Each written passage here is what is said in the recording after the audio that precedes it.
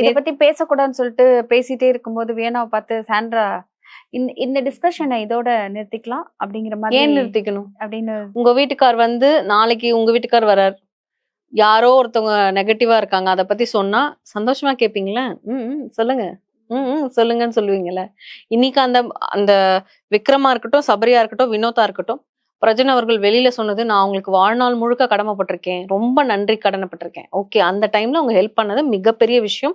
அதுவும் ஒரு task, ticket to ஃபினாலேன்ற ஒரு டாஸ்க, அவங்களுடைய டாஸ்கை இழந்து சபரியும் வினோத்தும் வந்தது மிகப்பெரிய ஒரு விஷயம். ஏன்னா சபரி அவர் தான் ரொம்ப லீடிங்ல இருந்தாரு. சோ இதுல வந்து ஒரு 5 பாயிண்ட் 10 பாயிண்ட் கிடைச்சிருந்தாலும் சபரி தான் டாப். அதை தாண்டி அந்த மனித நேயத்தினால அவர் வந்து அந்த ஹெல்ப் பண்ணதுக்கு பிரஜன் சொல்ற தேங்க்ஸ் வந்து ஓகே. ஆனா சப்போஸ் இந்த கார்டெல்லாம் கொடுக்கப்படாம இருந்து பிரஜன் உள்ள வந்தா என்ன சொல்லியிருந்தாரு? நான் உள்ள வரும்போது அவர் இருந்தா அவர் கெட்ட நேரம், இல்லைன்னா நல்ல நேரம் அப்படின்னாரு இல்லையா? சோ அப்படி பார்க்கும்போது அப்படி அவர் பேச வந்தா நீங்க ஸ்டாப் பண்ணிருப்பீங்களா சாண்ட்ரா? பண்ணிருப்பீங்களா? இல்லல்ல.